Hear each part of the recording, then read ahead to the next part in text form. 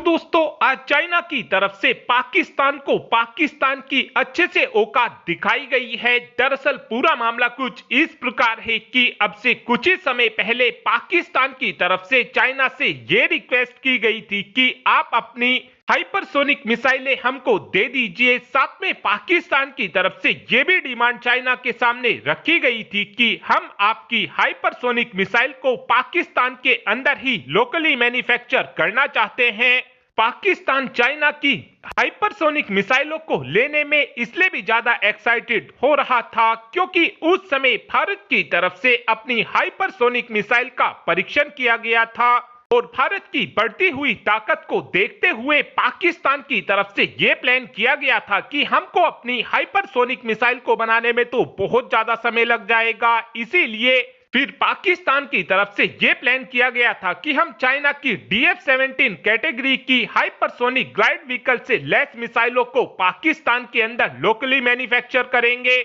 लेकिन आज पाकिस्तान की इस रिक्वेस्ट को चाइना की तरफ से रिजेक्ट कर दिया गया है और इस समय चाइना का पाकिस्तान से कहना है कि अभी हमने हमारे हाइपरसोनिक हथियारों को एक्सपोर्ट क्लियरेंस नहीं दिया है, जिस कारण हम पाकिस्तान को अपनी हाइपरसोनिक मिसाइलें नहीं दे सकते हैं। अभी के लिए हमारी तरफ से जितनी भी हाइपरसोनिक मिसाइलें बनाकर तैयार की जा रही है उनका इस्तेमाल केवल हमारी सेनाएं करेंगी। अभी हम इन मिसाइलों का एक्सपोर्ट दूसरे देशों को नहीं करेंगे। इस समय चाइना की तरफ से पाकिस्तान को अपनी हाइपरसोनिक मिसाइलें इसलिए भी नहीं दी जा रही हैं क्योंकि इस वक्त चाइना को भी इस बात का खतरा होने लगा है कि कहीं पाकिस्तान की तरफ से चाइना की हाइपरसोनिक मिसाइल का एक्सेस यूरोप के देशों को और अमेरिका को देना शुरू ना कर दिया जाए। और अगर पाकिस्तान की तरफ से गलती से भी ऐसा कुछ कर दिया गया तो उस कंडीशन में हमको ये चीज देखने को मिलेगी कि फिर यूरोप के देशों की तरफ से और अमेरिका की तरफ से चाइना की हाइपरसोनिक मिसाइलों के लिए काउंटर मेजर सिस्टम बनाकर तैयार कर लिए जाएंगे,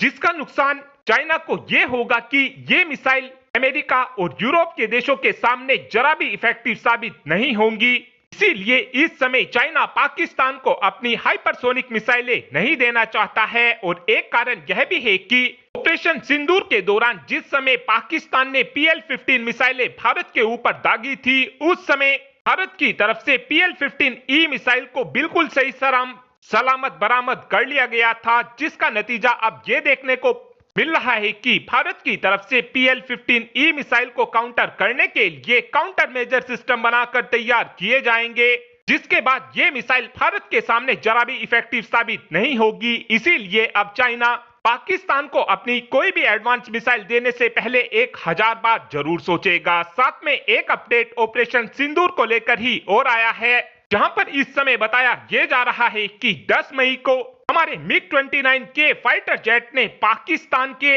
RAS-72C eagle maritime petrol aircraft को डिटेक्ट किया था। इस एयरक्राफ्ट को पाकिस्तान हमारे बैटल ग्रुप के पास में लाने की कोशिश कर रहा था और जैसे ही MiG-29 के फाइटर जेट से 100 मीटर दूर ये मैरीटाइम पेट्रोल एयरक्राफ्ट रह जाता है, उस समय हमारा MiG-29 के फाइटर जेट चाइना के इस मैरीटाइम पेट्रोल एयरक्राफ्ट को इंटरसेप्ट कर लेता है, जिसके बाद पाकिस्तान का ये एयरक्राफ्ट धूम दबाकर भाग जाता है। साथ में एक अपडेट S-400 डिफेंस सिस्टम की डिलीवरी को लेकर भी आया है, जहां पर इस समय बताया यह जा रहा है कि हमको चौथे S-400 डिफेंस सिस्टम की डिलीवरी साल 2026 में मिलेगी और 5वें S-400 डिफेंस सिस्टम की डिलीवरी हमको 2027 में मिलेगी।